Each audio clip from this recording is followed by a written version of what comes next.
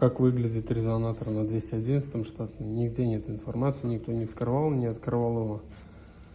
Первое видео, которое показывает, что находится внутри резонатора штатного 211 Mercedes. То же самое X-Pipe, скажем так. Немножко впечатление. И здесь тоже опять соединяется и уходит дальше.